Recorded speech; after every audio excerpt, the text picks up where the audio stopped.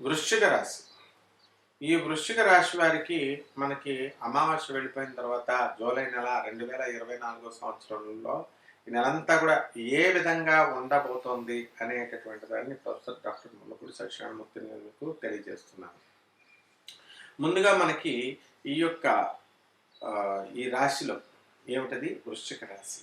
అయితే సాహసాలు పెరుగుతాయి. ప్రతి పని కూడా నేను సాధించాలి అన్న కసి మీలో పెరుగుతుందన్నమాట. అనుకున్నవి సాధిస్తారు. ఇక ఎకనామిక్ ఫ్రంట్లో ఉద్యోగ విషయాల దగ్గరికి వచ్చేసరికి చక్కగా మీరు ఉద్యోగాలు బ్రహ్మాండంగా చేయడం అనేటటువంటిది చేస్తారు. ఈ యొక్క జీతభత్యాలు పెరుగుతాయి మీకు ఈ వృశ్చిక రాశి వారికి. మనకి గురు దృష్టి అనేటటువంటిది ఈ యొక్క జన్మరాశి పైన పడడం అనేటటువంటిది జరిగింది. ఈ వృశ్చిక రాశి వారికి లాభంలో మరి ఈ యొక్క కేతువు, ఆ తర్వాత అర్ధాష్టమ శని, పంచమ రాహువు, మరి సప్తమంలో కుజ గురులు ఉండడము, ఆ తర్వాత భాగ్యములో మనకి రవిశుక్రులు ఉండడము, రాజ్యస్థితిగతుడైనటువంటి దగ్గర ప్రభావాల వల్ల మీ వృత్తి వ్యాపార ఉద్యోగాలు అఖండంగా మీకు వెలిగిపోతాయన్నమాట. అంటే ఈ ఎలక్ట్రానిక్స్ సంబంధించి తర్వాత సాఫ్ట్వేర్ జాబుల కోసం ప్రయత్నిస్తున్నటువంటి వాళ్ళు కొంచెం ఎక్కువ కష్టపడాల్సినటువంటి అవసరం ఉంది. అసలు ఇనప బిజినెస్లు తర్వాత ఈ యొక్క ట్రాన్స్పోర్ట్ బిజినెస్ల జోలికి మీరు వెళ్ళకండి. అలాగే చక్కగా మీరు ఈ యొక్క ఈ ఎక్స్పోర్ట్స్ అండ్ ఇంపోర్ట్స్ బిజినెస్లో మీరు విజయాలు సాధించడానికి అవకాశాలు ఉన్నాయి. అండ్ వృత్తిలో కూడా సడన్గా మీకు ఒక చేంజ్ రావడానికి అవకాశాలు ఉన్నాయి. ఏదో ఒక విధమైనటువంటి సంచలనాలు మీరు సృష్టిస్తారు. అలాగే ఊహించని విధంగా మీ తాతల ఆస్తులు మీకు కలిసి రావడం అనేటటువంటిది జరుగుతుంది. మీకు విస్మయానికి గురి చేస్తుంది అనమాట. ఏంట్రా బాబు అనుకోకుండా మనకు వచ్చేసినాయి అని చెప్పేసి. అదేవిధంగా ఈ యొక్క పెన్షనర్లు ఎవరైతే ఉన్నారో అటువంటి వాళ్ళకి అందరికీ కూడా పెన్షన్స్ కూడా వన్స్ లైఫ్ సెటిల్మెంట్ అనేది చేసేసి చక్కగా మీ పెన్షన్ సెటిల్ చేసి ఇచ్చి పంపేయడం జరుగుతుంది. అలాగే విద్యార్థులు స్కూల్ పిల్లలలాగా ఉన్నటువంటి వాళ్ళంతా కూడా కాలేజీలకు వెళ్ళడము, విద్యలో మంచిగా రాణింపు వెళ్ళడము, ఈ విధంగా ఏది మంచి ఏది చెడు అనేటటువంటి మెచ్యూరిటీ అనేటటువంటిది విద్యార్థులకి రావడం మీకు సంతోషించదగినటువంటి విషయం. ఇక రైతులు బ్రహ్మాండమైన పంటలు తీస్తారు, కొత్తగా ఇళ్ళు కొంటారు, అంతా బాగానే ఉంది. రెమెడీస్ దగ్గరికి వచ్చేసరికి ఈ వృశ్చిక రాశి వారికి శని జపం చేయండి, శని స్తోత్రాలు చదవండి. శనికి కిలోంపావు నల్ల నువ్వుల్ని, నల్లని వస్త్రాన్ని పేద బ్రాహ్మణులకి శనివారం నాడు కరెక్ట్గా ఉదయం 8 గంటలకి దానం చేయండి. అదేవిధంగా రాహు జపం చేయండి, రాహు స్తోత్రాలు చదవండి. రాహుకి కిలోంపావు మినువుల్ని, ఆవు పేడ రంగు ఉన్నటువంటి వస్త్రాలు ఇచ్చి పేద బ్రాహ్మణులకి దానం చేయండి. అలాగే చక్కగా ప్రత్యంగిర అమ్మవారు కానీ లేదా చిన్నమస్త అమ్మవారి యొక్క హోమాన్ని కనుక మీ ఇళ్లలో జరిపించుకోవడం ద్వారా మీకు బ్రహ్మాండమైనటువంటి లాభాలు మీకు జరుగుతాయి. శుభమస్తు. వారాహి గుప్త నవరాత్రులు మనకి ఈ 2024 సంవత్సరంలో వారాహి గుప్త నవరాత్రులు జూలై 6 నుంచి 14వ తేదీ వరకు వస్తుంది. అసలు ఈ వారాహి అమ్మవారు అంటే ఎవరు? ఆమె స్వయంభూ దేవాలయాలు ఎక్కడన్నా ఉన్నాయా? అసలు ఆ అమ్మవారికి పూజ చేస్తే కలిగేటటువంటి లాభాలు ఏమిటో మనం తెలుసుకున్నాం ఈ వీడియో. అలాగే పవన్ కళ్యాణ్ గారు ఆయన ఎలక్షన్ క్యాంపెయిన్ స్టార్ట్ చేసినప్పుడు వారు తెచ్చుకున్నటువంటి వాహనానికి వారాహి అని పేరు పెట్టారు. ఆ పేరు పెట్టినప్పుడు అది పెద్ద ట్రెండింగ్ అయింది. మరి ఆ కలరు గ్రీన్ కలర్, కొంచెం డార్క్ గ్రీన్ కలర్ని ఆర్మీ కలర్తో సేమ్ సమానంగా ఉండడం వల్ల మనకి ఏమనిపించిందంటే ఈ వైఎస్ఆర్ కార్యకర్తలంతా కూడా వైసీపీ కార్యకర్తలంతా కూడా దీనికి పర్మిషన్ రాదు, ఎలా వస్తుంది ముందుకి, ఎలా వెళుతుంది అని ఇలా రకరకాలుగా అది రాజకీయ సంబంధమైనటువంటి వ్యవహారం కాబట్టి అలా విమర్శిస్తూ ఉన్నారు. అయితే నేను అనేక వీడియోస్లో చెప్పాను, వారాహి పేరు పెట్టిన తర్వాత అది ఆగదు. పవన్ కళ్యాణ్ గారికి ఎన్ని టెక్నికల్ ప్రాబ్లమ్స్ కూడా ఆయన కూడా చదువుకున్నాడు. ఆయన కూడా ఈ పర్మిషన్స్ అవి వాహనానికి తెచ్చుకున్నప్పుడు కంపల్సరీ ఆయన అవన్నీ చూసుకునే కదా వెళ్తారు. అలా ఆ విధంగా ఆ వారాహి యొక్క పేరు పెట్టడం వల్ల వాహనం దూసుకెళ్ళిపోయింది క్యాంపెయిన్లో. అద్భుతమైనటువంటి ఫలితాలు తీసుకొచ్చింది. తర్వాత సూపర్ సక్సెస్ఫుల్గా 21 సీట్లకి 21 సీట్లు చక్కగా సాధించగలిగారు. రాజకీయంలో డిప్యూటీ సీఎం అయి 5 మంత్రి పదవుల శాఖలను నిర్వహిస్తూ స్టాండర్డ్ చేసింది. ఇదంతా గొప్పతనం ఎవరు? వారాహి అమ్మవారు. అందుకనే ఆయన ఏం చేశారు, కొండగట్టు దగ్గర నుంచి ఆయన మహాభక్తుడు, ఆయన ఆంజనేయ స్వామి మహాభక్తుడు, వాళ్ళ అన్నయ్యలాగా చిరంజీవి గారి లాగా ఆయన ఆంజనేయ స్వామి భక్తుడు. చిరంజీవి గారి ఇంట్లో ఆయన పూజా మందిరం అంతా కూడా చెక్కతో గంధంతో తయారు చేసినటువంటి పూజా మందిరం ఉంటుందన్నమాట. కాబట్టి అలాగే ఈ యొక్క పవన్ కళ్యాణ్ గారు కొండగట్టు మీద నుంచి వారాహి యాత్ర స్టార్ట్ చేశారు. చాలా డిఫికల్ట్ ఆ కొండగట్టు మీద నుంచి వాహనం, అంత భారీ వాహనం రావడం. అయినా సరే ఇప్పుడు మళ్ళీ ఆయన ఏం చేశారు, చక్కగా ఇప్పుడు ఈ 11 రోజులు వారాహి దీక్షను చేశారు. ఇప్పుడు దీక్షను అంటే వెరీ ఫాస్టింగ్ అనమాట. వెజిటేరియన్ ఫుడ్ తీసుకోవాలా, ఒక పూటే భోజనం చేయాలా, బ్రహ్మచర్యం ఉండాలా, ఇలా 11 రోజులు వారాహి అమ్మవారి యొక్క వ్రతాన్ని తీసుకున్నారు. దీక్ష అంటారు, భవానీ దీక్ష అలాగా వారాహి దీక్ష. మరి ఈ యొక్క వారాహి అమ్మవారు అంటే ఆమె భూమికి సంబంధించినటువంటి దేవత. ఆమె ఎవరంటే వరాహమూర్తి, అంటే శ్రీ మహావిష్ణువు యొక్క పంది అవతారం ఉంటుంది కదా, పంది ముఖంతో ఉంటుంది, వరాహ అవతారం అంటాం మనం. సింహాచలంలో ఉంటుంది ఆ గుడి. వరాహ నరసింహస్వామి అంటాం. నరసింహస్వామి అవతారం, వరాహ నరసింహస్వామి అవతారం ఉంటుంది. మరి ఆ యొక్క అవతారాన్ని ఆ వరాహమూర్తి లోపల ఉన్నటువంటి అంతర్గతమైనటువంటి కాస్మిక్ ఎనర్జీ, చైతన్య శక్తి, కదిలే శక్తి, నేనున్నాను లోపల కదులుతున్నాను అమ్మవారు అనమాట. అలా వరాహమూర్తి ఇలా కదులుతున్నాడు అనుకోండి, లోపల ఉన్నటువంటి శక్తి వారాహి అమ్మవారు. మరి ఆయన ఏం చేశాడండి, ఈ వరాహావతారం ఎలా వచ్చింది అంటే, ఒక రాక్షసుడు ఏం చేశాడు, హిరణ్యకశిపుడు యొక్క అన్న అన్నాడు. వాడు తీసుకెళ్ళి ఈ భూమిని చాప కింద చుట్టేసి భూమిని తీసుకెళ్ళి సముద్రం కింద పెట్టేస్తే అప్పుడు ఈ యొక్క వరాహావతారంలో స్వామివారు శ్రీ మహావిష్ణువు వచ్చి ఆ యొక్క ఈ భూమిని ఇలా తన కోరలతో ఇలా పైకి లేపుతాడు. పైకి లేపి హిరణ్యాక్షుని సంహరించాడు. మరి భూమిని లేపాడు కాబట్టి భూమికి సంబంధించినటువంటి దేవత అనమాట. అందువల్ల ఎవరికైతే కోర్టు సమస్యల్లో కబ్జాలు అయిపోయినాయో, మన స్థలాలు కబ్జాలు అయిపోయినాయి, మన పొలాలు కబ్జాలు అయిపోయినాయి, మా పెద్దమ్మ పిల్లలు దొబ్బేశారు, మా పెదనాన్న పిల్లలు దొబ్బేశారు, ఈ విధంగా రకరకాల ల్యాండ్ సంబంధమైనటువంటి సివిల్ కేసెస్ ఏవైతే ఉన్నాయో అటువంటి భూము వివాదాలు ఉన్న వాళ్ళంతా కూడా ఈ వారాహి అమ్మవారిని పూజ చేసి చాలా మంది లబ్ధి పొందారు, నా కళ్ళ ముందే లబ్ధి పొందారు. అయితే మనం ప్రతిదీ కూడా సైంటిఫిక్గా చూడాలి, రేషనల్గా చూడాలి, లాజికల్గా చూడాలి.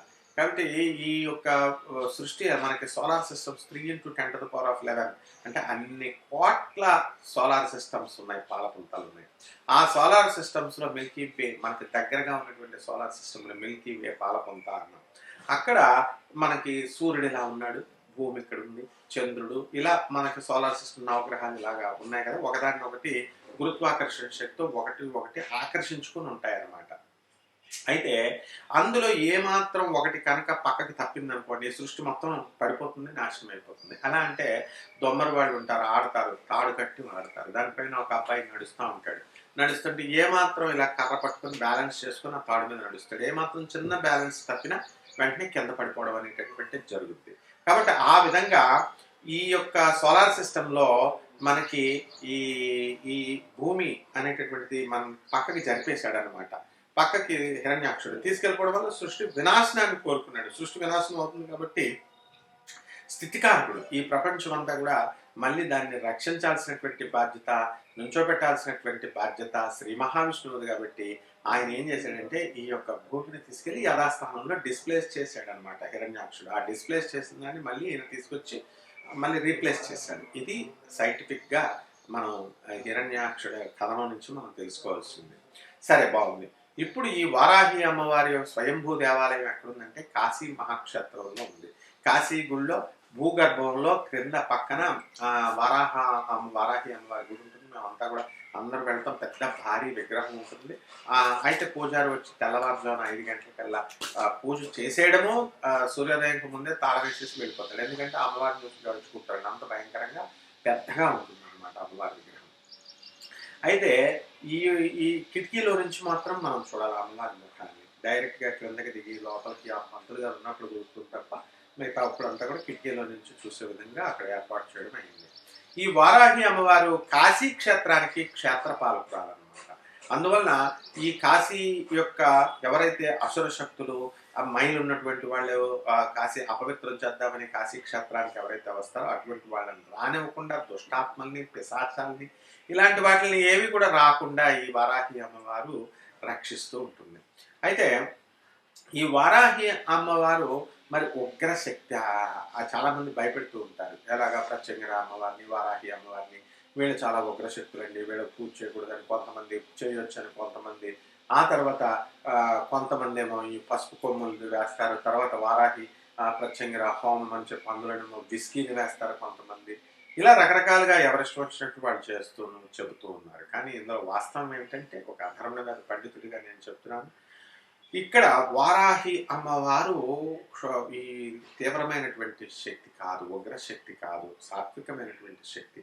దుష్టరాక్షసుల్ని చంపేటప్పుడు ఆమె ఏం చేసిందంటే, అమ్మవారు చండు, ముండు, నిశుంభుడు, శుంభుడు, తర్వాత మహిషాసురుడు, రక్తబీజుడు ఇలాంటి రాక్షసులందరినీ కూడా పార్వతీదేవి అంబిక యుద్ధం చేస్తూ యుద్ధం ఈ యొక్క యుద్ధంలో వాళ్ళని చంపుతూ ఉంటే రక్తబీజుడి యొక్క రక్తపు చినుకులు కింద పైన పడి ఒక్కొక్క అతనితో సమానమైనటువంటి ఒరిజినల్ రక్తబీజుడితో సమానమైనటువంటి శక్తిని, స్ట్రెంగ్త్ని, ప్రోగ్రెస్ని, పవర్ని అది తీసుకొని కొన్ని వేల మంది, లక్షల మంది రక్త బీజులు పుట్టేవారు. మరి ఆ రక్తం క్రింద పడకూడదు కాబట్టి ఆమె నాలుగు చాపి అది తాగేసేదన్నమాట అమ్మవారు. కాబట్టి అంతేగాని ఆ దుష్టుల పట్ల ఆ అవతారం ఎత్తింది. మనకు భక్తుల పట్ల చక్కగా మనల్ని సాత్వికంగా, ప్రేమగా ఒక తల్లి స్వరూపిణి అనమాట. తల్లి మనం అమ్మవారికి మరి ఏమిటి, దేంతో పూజ చేయాలండి? వారాహి నవరాత్రులు చేయమంటున్నారు అంటే చక్కగా పత్రం, పుష్పం, ఫలం, తోయం, పువ్వు, ఆకు, పుష్పము, పండు, నైవేద్యం అదే నైవేద్యం. ఏది లేకపోతే గ్లాసు నీళ్ళు అని చెప్పి శ్రీకృష్ణ పరమాత్మ భగవద్గీతలో చెప్పాడు. మరి వీళ్ళంతా వింత పోకడలకు పోయి ఎవరిష్టం వచ్చినట్టు వాళ్ళు మా అమ్మవారికి బిస్కీ కూడా పోసి హోమాలు, తర్వాత మేము మటను, చికెన్ పెట్టండి మేము పూజలు చేయమని చెప్పేసి మత్స్యాలు, ఇలాగ అమ్మవారికి అందరికీ ప్రత్యేకరాకి, దశ మహావిద్యలకి, కామాఖ్య అమ్మవారికి ఇలా వాళ్ళు చేయడం జరుగుతుంది. ఇవేమీ అవసరం లేదు. వారాహి అమ్మవారికి కూడా, ప్రత్యేకర అమ్మవారికి కూడా ప్రత్యేకమైనటువంటి దేవతలు బగలాముఖి సెట్లోకి వస్తాయి, పంచమహాకాళికల్లోకి వస్తాయి. కాబట్టి లక్ష్మీ అవతారం ఈమె. కాబట్టి ఈ అమ్మవారికి సాత్వికమైనటువంటి ఆరాధన మనం చేయాలి. జగద్గురువులైనటువంటి ఆదిశంకరాచార్యుల వారు మనకు పూజా విధానాన్ని ఇచ్చారు. చక్కగా కుంకుమ వేసుకోండి, పసుపు వేసుకోండి, అగరబత్తీలు వెలిగించండి, దీపం వెలిగించండి, పండు పెట్టండి. మీకు అంతకీ ఇష్టమైతే పాయసాన్న ప్రియ పశులోక భయంకరి పాయసాన్ని వండి పెట్టండి, పులిహారని పెట్టండి. ఆ తర్వాత స్నిగ్ధౌదన ప్రియ దాని మీద నెయ్యి వేయండి. ఇంతే చాలు అనమాట. పూజకి ఇది పెట్టకూడదు, అది పెట్టాలి అని ఏం లేదు. కొంతమంది ఏం చేస్తున్నారంటే ఎక్స్ట్రా బిల్డప్లకు పోయి వీళ్ళు 9 రకాల నైవేద్యాలు, ఆ తర్వాత 9 రకాల వస్త్రాలు, 5 రకాల పువ్వులు, 5 రకాల పళ్ళు, 9 రకాల పళ్ళు, ఇవన్నీ కూడా ఏవేవో పిచ్చి పిచ్చి అన్నీ చెప్తూ ఉంటారు. మా గురువు గారు ఒక ఆయన ప్రముఖ ఆధ్యాత్మికవేత్త మరి కాశీ క్షేత్రానికి వెళ్ళి 9 రోజులు ఉండాలి, మరి కడుపులో ఎవరు తల్లి కడుపులో ఉన్నట్టు అని ఆయన ఏదో ఉపన్యాసం చెప్పారు. అది చూసి ప్రజలంతా కూడా 9 రోజులు వెళ్ళి ఉంటున్నారు కొంతమంది ఇప్పుడు కూడా. మరి ఆంధ్ర సత్రంలో అక్కడంతా కూడా ఒక రోజు కూడా కష్టం, 2 రోజులు పేదవాళ్ళకి తక్కువ నామినల్ ఫీజుతో.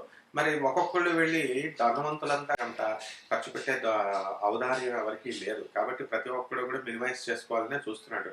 వాడు వెళ్తున్నాడు, ఆంధ్ర సత్రంలో దిగుతున్నాడు, 9 రోజులు వాడే ఆక్రమించేస్తే నిజమైన పేదవాడు ఎక్కడ దిగుతాడు? కాబట్టి ఇలాంటి పిచ్చి పిచ్చి ఉపన్యాసాలు చెప్పడం వల్ల ఏమవుతుందంటే 9 రోజులకి మూఢనమ్మకాలు పెంచేసి 9 రోజులు మేము అక్కడ ఉండాలి, అప్పుడు తల్లి గర్భంలో ఉన్నట్టు దోషాలు పోతాయి, ఏం తీసేస్తారు ఆ దోషాలు అంటే ఇలాంటి నాన్ సెన్స్ను బోధించకూడదు. అదేవిధంగా ఈ వారాహి అమ్మవారిని మా మా మటన్ పెట్టాలా, చికెన్ పెట్టాలా, కామాఖ్య అమ్మవారికి పెట్టాలా, పంచమహాకాళికలు, ఈ యొక్క పంచ ముద్దలు, ఇలాంటివన్నీ చెప్తూ ఉంటారనమాట. So these are all nonsense and no value. ఒకటే మనకి జగద్గురు ఆదిశంకరాచార్యులు వారు ఏ పద్ధతిలో చెప్పారో మనం ఆ పద్ధతుల్లో చేసుకోవాలి. అలాగే లలితా సహస్రాల బ్యాచీలు ఉన్నాయి ఆడవాళ్ళు. వీళ్ళు బ్యాచీలు చేస్తూ వీళ్ళు గాజులు 5 రకాలు, 9 రకాల పళ్ళు, 8 రకాల ఇది అని ఇదొక రకమైన బ్యాచ్ అనమాట. సో ఇలాంటి పిచ్చి పిచ్చి వ్యవహారాలన్నీ కూడా చేయకూడదు. భగవంతుడిలో మనకి ఈ వంటలు చేస్తూ కూర్చుంటే 9 రకాల వంటలు చేస్తుంటే నువ్వు ఎప్పుడమ్మా దేవుడి మీద కాన్సన్ట్రేట్ చేసేది? నువ్వు కూర్చునేదే 20 నిమిషాలు. మనస్సు అంతా కూడా అమ్మవారికి నీ ఆత్మను తీసుకెళ్లి పరమాత్మకి లైన్అప్ చేయాలి. ఆ లైన్అప్ చేసినప్పుడే నీకు సక్సెస్ అవుతుంది. ఇలాంటి సక్సెస్ అంతా కూడా పవన్ కళ్యాణ్ చేశాడు కాబట్టి ఆయన అంత దీంట్లో ఉన్నా కూడా సక్సెస్ఫుల్ పర్సన్గా వారాహిని నమ్ముకుని సక్సెస్ఫుల్ అయినటువంటి వ్యక్తిగా మన పవన్ కళ్యాణ్ గారిని మనం చూపించవచ్చు. లేకపోతే ఆయన జాతకం ఎలా ఉంది, అసలు ఎందుకు ఈ వారాహి అమ్మవారి ఆయనకి అనుకూలించిందా ఆయన జాతకపరంగా మనం చూద్దాం. ఆయన జాతకంలో ఆయనది మకర రాశి, మరి ధనుర్ లగ్నము. మనకి ఈ యొక్క చంద్ర కుజులు చక్కగా జన్మరాశిలో ఉన్నారు. కుజుడు బ్రహ్మాండమైనటువంటి స్థితిలో ఉన్నాడు, మోస్ట్ పవర్ఫుల్గా ఉన్నాడు. కాబట్టి అనేకమైనటువంటి స్థలాలు, ఈళ్ళు, ఆ తర్వాత అధికారాన్ని ఆయన చేజిక్కించుకున్నాడు. ధనస్థానంలో కుజుడు ధనం కూడా మరి చక్కగా సంపాదన అనేటటువంటి కోట్ల రూపాయల పారితోషికాలు తీసుకుంటూ సినిమాల్లో నెంబర్ 1గా ఆయన పవర్ స్టార్గా మరి ఆయన యొక్క అభిమానులకి మనం చెప్పాలి ఇదంతా కూడా కృతజ్ఞత. ఆయన ఒక సామాన్యమైనటువంటి వ్యక్తిని, ఏ ఆధారం లేకుండా వచ్చినటువంటి వ్యక్తిని అభిమానులు చిరంజీవి గారిని తీసుకురావడం వల్ల ఆ తర్వాత ఆయన కుటుంబం బాగుపడింది. మరి అలాగే పవన్ కళ్యాణ్ గారిని ఆదరించడం వల్ల ఆయన ఫ్యామిలీ బాగుపడింది. ఈ రోజున అపోలో హాస్పిటల్స్కే వాళ్ళు అమ్మాయినే పెళ్లి చేసుకునే స్థాయి వాళ్ళందరికీ కల్పించారంటే అభిమానులు అదంతా. సో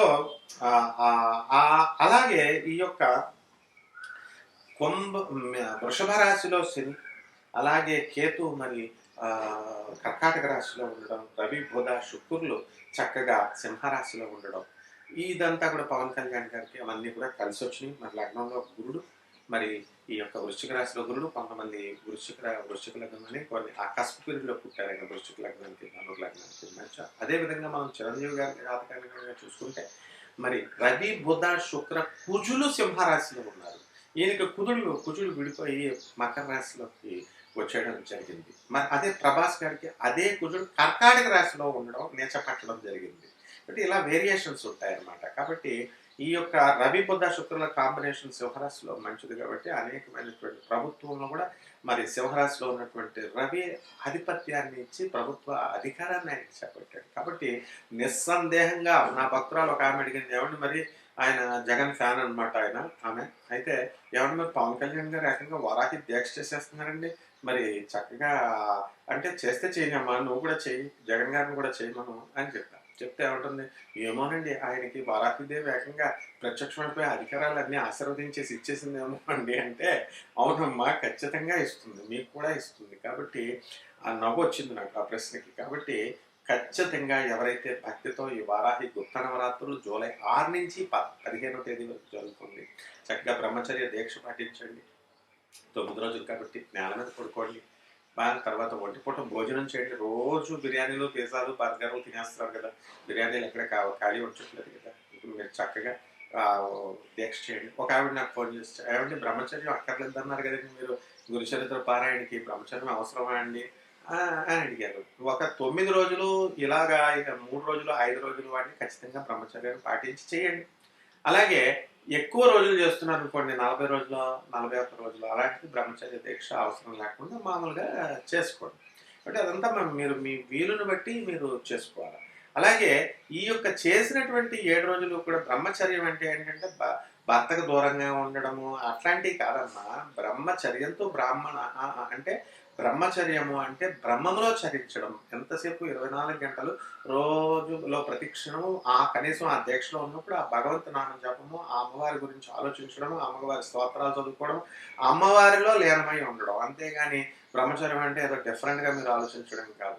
అలాగే నా మిత్రుడైనటువంటి ఒక జ్యోతిష్కుడు ఏకంగా కామాఖ్య అమ్మవారి గుడికి వెళ్ళి అక్కడ సంతానం లేనటువంటి వాళ్ళకి అక్కడ కాపురం చేయండి, అక్కడ రూములు తీసుకొని చెప్పినటువంటి సందర్భాలు ఉన్నాయి. ఇవన్నీ వీళ్ళు ఇక్కడ కాపురాలు చేసుకుంటూ బ్రహ్మచర్యం పాటించకుండా ఉంటే అక్కడ కామాఖ్య గుడిలో కాన్సన్ట్రేషన్ ఎవరు చేస్తారు, దండాలు ఎవరు పెడతారు, అమ్మవారి మనస్సులో అవుతుంది. సో ఇవన్నీ వీళ్ళంతా మన మిత్రులే కాబట్టి వాళ్ళు ఏదో చెప్తూ ఉంటారు. కానీ వాస్తవాన్ని మనం మీ వివేకంతో గ్రహించుకొని చక్కగా జగద్గురు ఆదిశంకరాచార్యులు చెప్పిన విధానంలో దక్షిణాచారంలో మీరు ఈ వారాహి అమ్మవారి గుప్త నవరాత్రుల్ని మీరు చేసుకుంటే సూపర్ సక్సెస్ఫుల్ అవుతుంది. అమ్మవారి ఆశీర్వాదం మీకు వస్తుంది. గుప్త నవరాత్రులు అని ఎందుకన్నారంటే ఈ అమ్మవారికి ఎవరికి పడితే వాళ్ళకి చెప్పకూడదు, చెప్తే వాల్యూ ఉండదు. ఇప్పుడు ప్రెసిడెంట్ ఆఫ్ ఇండియా ఉన్నారు, ఏదో సంవత్సరానికి ఒకసారి హైదరాబాద్ రాజ్భవన్కి వస్తే అమ్మాయి ప్రెసిడెంట్ ఆఫ్ ఇండియా అంటారు. రోజు వస్తున్నారు అనుకోండి ప్రెసిడెంట్ అని అంటారు అనమాట. సినిమా యాక్టర్లను ఎవరు మెడ్రాస్లో పట్టించుకోరు, సినిమా షూటింగ్లు ఎప్పటికప్పుడు జరుగుతూ ఉంటాయి రోడ్డు మీద. కాబట్టి ఆ విధంగా ఎప్పుడో సంవత్సరానికి ఒకసారి జరిగితే గౌరవిస్తారు. కాబట్టి మానవ బుద్ధి అల్ప బుద్ధి. కాబట్టి ఈ వారాహి అమ్మవారిని తక్కువ అంచనా వేస్తారు.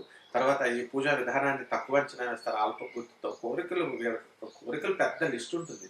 ఆ లిస్ట్ కోరికల్ని వీళ్ళు తీర్చాలి అని చెప్పి అమ్మవారిని డిమాండ్ చేస్తూ ఉంటారు. కాబట్టి తీరకపోతే అమ్మవారిని ఇచ్చేస్తారనే ఉద్దేశంతో ఎవరికైతే అమ్మవారి యందు నాస్తికత ఉందో, అంటే అమ్మవారి మీద నమ్మకం లేదో, దేవుడు అంటే నమ్మకం లేదో, అటువంటి వాళ్ళకి చెప్పొద్దు నాయన, వ్యసన పరులకి చెప్పొద్దు, ఇలా అలా కొన్ని నియమాలు చెప్తారు. అందుకనే గుప్త నవరాత్రులు అన్నారు. మనకి శరణ్ నవరాత్రులు అని చెప్పేసి మనకి దసరాలో ఆశ్వేజ మాసంలో చేస్తాం. అలాగే ఈ యొక్క చైత్రమాసంలో మళ్ళీ అమ్మవారికి ఇక్కడ దుర్గాదేవికి చేస్తాం. చైత్రమాసంలో కూడా దేవి నవరాత్రులు చేస్తాము. అలాగే చక్కగా ఆషాఢ మాసంలో శుక్ల పాడ్యం నుంచి నవమి వరకు మనం ఈ యొక్క వారాహి గుప్త నవరాత్రులు చేస్తాం. అలాగే శ్యామరా నవరాత్రులు ఉంటాయి. ఈ నవరాత్రులన్నింటిలో కూడా మీరు బ్రహ్మాండంగా చేసుకోండి. అద్భుతంగా మీ యొక్క పెళ్లి కానటువంటి వాళ్ళకి పెళ్లిళ్ళు జరుగుతాయి, సంతానం లేనటువంటి సంతానం కలిగితే, శత్రు బాధపోతుంది. మీ ఇళ్ళు, స్థలాలు, పొలాలు ఎవరైనా కబ్జా చేసేస్తే అవన్నీ కూడా అమ్మవారు మీకు ఇప్పించేస్తుంది. శుభం. ప్రత్యంగిర ఉపాసన. అసలు మనము ప్రత్యంగిర ఇప్పుడు ట్రెండింగ్లో ఉన్న దేవత ప్రత్యంగిర అమ్మవారు. ఇంకో దేవత కూడా ఉంది ట్రెండింగ్లో, మనకి వారాహి. ఆ తర్వాత కామాఖ్య అమ్మవారు. వీళ్ళంతా ట్రెండింగ్లోకి వచ్చేసారు. అయితే ఈ ప్రత్యంగిర అమ్మవారి గురించి మనం ఈ వీడియోలో మనం తెలుసుకున్నాం. ప్రత్యంగిర అమ్మవారిని ఎవరు అంటే నికుంబలాదేవి అని పేరు కూడా ఉంది. ఆ అమ్మవారు ప్రత్యంగిర అంటే ఏంటంటే, ఈ అమ్మవారిని కనుక మనం పూజ చేస్తే మనం అమ్మవారికి అడగక్కర్లేకుండా అమ్మవారు మన శత్రువుల్ని తోక ముడిచి పరిగెట్టేలా చేస్తుంది. వాళ్ళని అవసరమైతే అంతం కూడా చేస్తుంది. మమ శత్రువుని భంజయ స్వాహ, నా శత్రువుని మారయ స్వాహ, త్రుంచయ స్వాహ, త్రోటయ స్వాహ. ఇలాంటి మంత్రాలు కనుక ప్రత్యంగిర చేస్తే మనం ఏమీ చేయక్కర్లేదు. శత్రువులతో మాట్లాడక్కర్లేదు, శత్రువులతో మనం దెబ్బలాడక్కర్లేదు. వాళ్ళని విరిచేస్తుంది శత్రువులు. కాబట్టి ఎవరైతే మన మీద దుష్ట కర్మలు, చెల్లంగి, చేతబళ్ళు ఇలాంటివన్నీ కూడా మన మీద చెయ్యాలనుకుంటారో అటువంటి వాళ్ళందరినీ కూడా మన ప్రమేయం అక్కర్లేకుండా వాళ్ళని రివర్స్ చేసి వాళ్ళని నేలమట్టం చేసి పడేస్తుంది. వాళ్ళ వంశ నాశనాన్ని చేస్తుంది. ప్రత్యంగిర అంటే హడల్ అన్నమాట ప్రతి ఒక్కరికి. ఎందుకంటే ప్రత్యంగిరాదేవి పూజ చేసేటటువంటి వాడి పంచన ఉండొద్దు, పక్కన ఉండొద్దు అని సామెత ఉందని చెప్పేసి కొంతమంది చెప్తుంటారు. దీనికి కారణం ఏంటంటే, ప్రత్యంగిర అమ్మవారు ఉపాసన కనుక సిద్ధించినట్లయితే నోటితో ఏదంటే జరుగుతుంది, దాన్ని వాక్ సిద్ధి అంటారనమాట. కాబట్టి ప్రత్యంగిర ఎవరో కాదు, మరి సాక్షాత్తు పరమేశ్వరి అయినటువంటి ఆదిపరాశక్తి అవతారం, పార్వతీదేవి యొక్క అవతారం ఏమి. ఇప్పుడు ఈ యొక్క ప్రత్యంగిర అమ్మవారు పంచకాళికలలో ఒకటనమాట. మహాకాళి, శ్మశానకాళి, ఇలా మనం అన్నీ చూసాం కదా. బగలాముఖి సెట్లోకి వస్తుంది. పంచకాళికల్లో ఒకటి ఈ ప్రత్యంగిర అమ్మవారు. ఎలా పుట్టింది ఈ ప్రత్యంగిర అమ్మవారి యొక్క జననము అంటే, హిరణ్యకశ్యపుడు మనకు తెలుసు. హిరణ్యకశ్యపుడిని నరసింహస్వామి, శ్రీ మహావిష్ణువు యొక్క అవతారమైనటువంటి నరసింహస్వాములు వారు వచ్చి గోళ్లతో చీల్చేస్తారు. బాగుంది. ఆయన ఏదో కండిషన్స్ పెడతాడు, ఇంట్లో చంపకూడదు, బయట చంపకూడదు, రాత్రి చంపకూడదు, పగలు చంపకూడదు అని. ఆ శ్రీ మహావిష్ణువు ఎత్తుకు పై ఎత్తేసి వాడిని ఎలా చంపాలో అలా ఆ కథంతా మీకు తెలిసిందే. చంపేసిన తర్వాత శ్రీ మహావిష్ణువు యొక్క గోళల్లోకి విషం వెళ్ళిపోతుంది. వాడిదంతా చెడు రక్తమే కదా హిరణ్యకశిపుడు.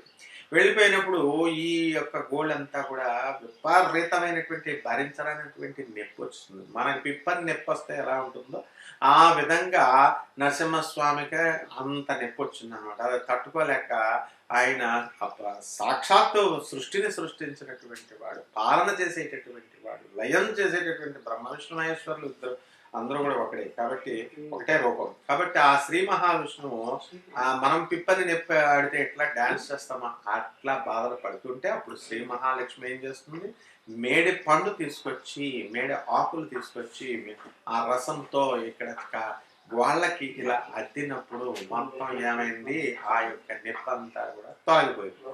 అప్పుడు శ్రీ మహావిష్ణువు మేడి చెట్టు అంటే ఔదుంబర వృక్షానికి ఏం చెప్తాడంటే, నేను ఎవరైతే ఈ యొక్క మేడి చెట్టును పూజ చేస్తారో నేను మహాలక్ష్మి అందులో నివసించుంటాము. కాబట్టి మీరు ఎవరైతే పూజ చేస్తారో ఆ చెట్టు కింద ఎవరైతే తపస్సు చేస్తారో, జపం చేస్తారో, గురుచరిత్ర పారాయణ చేస్తారో, ఇలాగ ఏ రకమైన పారాయణ కనుక చేస్తే అవన్నీ కూడా 1000 రెట్లు ఫలితాన్ని ఇస్తాయి అన్నారు. 1000 అంటే సహస్రం అంటే సంస్కృతంలో అనంతం అర్థం.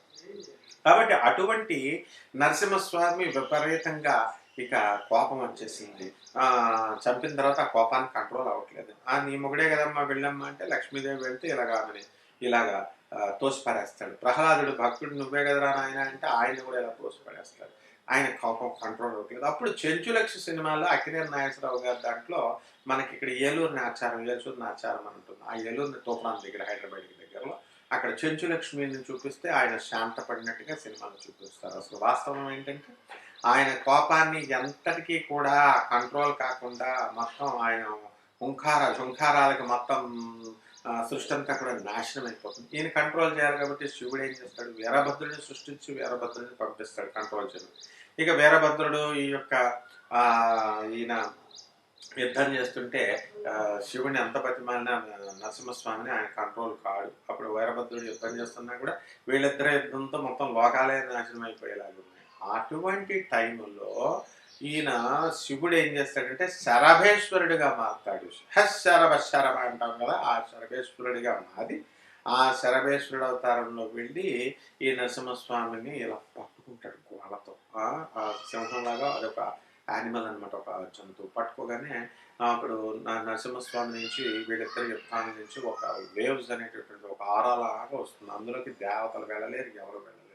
ఈ లోపల పార్వతీదేవి ఏం చేస్తుందో చూడండి. పార్వతీదేవి, అమ్మా నువ్వే వెళ్ళాలి, ఎవరు వెళ్ళలేకపోతున్నారు. అగ్నిదేవుడు వెళ్ళాడు, ఇంద్రుడు వెళ్ళాడు, మరి ఎవరు కూడా వెళ్ళలేకపోతున్నారు, నువ్వే ఏదో ఒకటి చేయాలి అని అంటే అప్పుడు అమ్మవారు ఏం చేస్తుంది, పార్వతీదేవి మహాగణాధిపతి అయినటువంటి బుద్ధిమంతుడికి అధిపతి అయినటువంటి బుద్ధికి అధిపతి ఆ వినాయకుడికి పూజ చేస్తే ఆ వినాయకుడు ఏం చెప్తాడు, నరసింహస్వామిని కంట్రోల్ చేయడం అసాధ్యం తల్లి అంటాడు. మరి ఎలా మార్గం ఏంటంటే ఇంకొక ఉపాయం ఉంది, ఆయన మీద చందనం వేసేస్తే, గంధం వేసేస్తే ఆయన శాంతిస్తాడు అంటే అప్పుడు అగ్నిదేవుడు వెళ్తాడు, ఇంద్రుడు వెళితే ఆ కనీసం వాళ్ళిద్దరు కొట్టుకుంటుంటే చుట్టూ ఒక తేజస్సులాగా ఏర్పడుతుంది. రక్షణ ఒక ఫెన్సింగ్ లాగా, అందులోకి వెళ్ళలేకపోతారు వీళ్ళు. ఇంకేం వేస్తారు, గంధం తీసుకెళ్ళి. కాబట్టి ఆ టైంలో అమ్మ ప్రత్యంగిర నువ్వే వెళ్ళాలి అన్నప్పుడు పార్వతీదేవి ప్రత్యంగిర అవతారం ఎత్తుతుంది. ప్రత్యంగిర అవతారం ఎత్తి ఆ అమ్మవారు ఏం చేస్తుంది, కొండల్ని ఆ యొక్క గంధం ఉన్నటువంటి కొండల్ని తీసుకెళ్ళి ఎలాగలాగా ఆ నరసింహస్వామి మీద పోసేస్తే వెంటనే ఆయన శాంతిస్తాడు. వివేకం తెలుసుకొని హరహర హరహర అని శివుడిని పూజ చేస్తాడు. ఈ శివుడు కూడా హరి హరి హరి హరి అని సర్వేశ్వరుడు కూడా శాంతిస్తాడు. ఒకే పిట్టకి 2 దెబ్బలు. అటు ఆ శరభేశ్వరుడు కూడా కంట్రోల్ తప్పాడు, ఇటు నరసింహస్వామి కూడా ఆయన కంట్రోల్ చేస్తానని వచ్చినటువంటి శరభేశ్వరుడు కంట్రోల్ తప్పాడు. హిరణ్యకశిపుని చంపినటువంటి ఈ యొక్క నరసింహస్వామి సాక్షాత్ మహావిష్ణువు కంట్రోల్ తప్పాడు. వీళ్ళిద్దరినీ కూడా కంట్రోల్లో పెట్టినటువంటి జనని పరమేశ్వరి ప్రత్యంగిర అమ్మవారు. ఈమె ఎవరంటే 1000 సింహాల ముఖాలతో కలిగి ఉంటుంది. అత్యంత శక్తివంతమైనటువంటి దేవత. అటువంటి ఆవిడ నరసింహస్వామి వారి యొక్క అంతర్గత శక్తి, లోపల లక్ష్మి అవతారం అన్నమాట. కాబట్టి ఈ అమ్మవారికి ప్రత్యేకించి దేవాలయాలు ఏమీ లేవు. ఈ అమ్మవారిని స్వయంభూ దేవాలయాలు ఏమి లేవు. ఈ కల్ట్ ఒరిస్సాలో ఉంది, తమిళనాడులో ఎప్పుడూ పూజలు జరుగుతూ ఉంటాయి. అండ్ ఇండస్ వ్యాలీ సివిలైజేషన్లో ఈ యొక్క హరప్ప మొహంజదారో కేవ్స్ తవ్వుతున్నప్పుడు ఆ ఎక్స్కవేషన్స్, ఆ తవ్వకాల్లో శివుడికి శక్తి యొక్క విగ్రహాలు దొరికినాయి. అదంతా మనకు తెలుసు. దాంతోపాటు సప్తమాతృకులైనటువంటి వారాహి, ప్రత్యంగిర అమ్మవారు, ఇతర సప్తమాతృకులు కూడా దొరకడం జరిగింది. అంటే దీన్ని బట్టి ప్రత్యంగిర ఉపాసన, వారాహి ఉపాసన అనేటటువంటిది అనాది కాలం నుంచి మనకి ఉంది, ప్రాచీన కాలం నుంచి అని చెప్పి మనం సింధు నాగరికతలో మనం చెప్పుకోవడం జరుగుతుంది అనమాట. కాబట్టి ప్రత్యంగిరాదేవిని ఎవరు పూజ చేశారు మొట్టమొదటిగా అంటే ఇంద్రజిత్తు పూజ చేశాడు, నికుంబల అమ్మవారు. ఆ నికుంబల దేవాలయం ఇప్పుడు కూడా తమిళనాడులో ఉంది మనకి. అయితే అది ఎంత భయంకరమైనటువంటి శక్తిని ఇచ్చిందంటే అమ్మవారు ఇంతవరకు ఏ భక్తుడికి అంత శక్తిని ఇవ్వలేదు. ఇప్పుడు దుర్గాదేవిని పూజ చేసామండి, ఒక శక్తిని ఇచ్చింది. వేరే వేరే దేవుళ్ళని అందరినీ పూజ చేస్తాం, ఎంతో కొంత శక్తి ఇచ్చే. అసలు ఇంద్రజిత్తు అంత శక్తివంతుడు భూ ప్రపంచంలో ఎవడూ లేడనమాట. మాయా విచ్చుల జ్ఞానినామపి చేతాంసి దేవి భగవతి హిసా బాలాదాకృష్య మహామాయా ప్రయచ్చతి. జ్ఞానుల్ని సైతం తీసుకొచ్చి మోహంలో పడవేస్తుంది. జ్ఞానులంటే మహాజ్ఞానుల్ని పడేస్తుంది. కానీ ఇంద్రజిత్ ఎంత మాయాశక్తి ఇంద్రజిత్తుకి ఇచ్చేసిందంటే అమ్మవారు సాక్షాత్తు సీతాదేవిని అలా నరికేస్తున్నట్టుగా చేస్తే సీతాదేవిని నిజంగానే చంపేశాడని సాక్షాత్ శ్రీమన్నారాయణమూర్తి అవతారమైనటువంటి రాముడు భ్రమించాడు, లక్ష్మణుడు భ్రమించాడు. అయితే విభీషణుడికి ఇతని మాయాశక్తి తెలుసు కాబట్టి ఇదంతా మాయా అని రాముడికి చెప్తే అప్పుడు తేరుకొని ఈ ఇంద్రజిత్తుని చంపుతారు. అది వేరే విషయం అనుకోండి. అంటే ఇంద్రజిత్తుకి అసలు ఇంకా మాయాశక్తి, ఇక్కడ మాయమైపోతాడు, ఎక్కడో ప్రత్యక్ష అవుతాడు, మేఘాల్లో ప్రత్యక్ష అవుతాడు, మేఘాల్లో నుంచి శబ్దం చేస్తాడు. ఇంత మాయాశక్తిని ఇస్తాడు. ఈ అమ్మవారిని పూజ చేస్తే మీరంతా కూడా మహానగరంలో మాయగాళ్ళు అయిపోవచ్చు అనమాట. కాబట్టి అలాగే రావణాసురుడు వాళ్ళ యొక్క కులదైవం. కాబట్టి ఈ విధంగా మనం అందరం కూడా ప్రత్యేకంగా అమ్మవారిని చేసుకుంటే బ్రహ్మాండంగా మీకు అందరికీ కూడా అన్ని రకాల సమస్యలు, మీ శత్రుబాధ ముఖ్యంగా పోతుంది.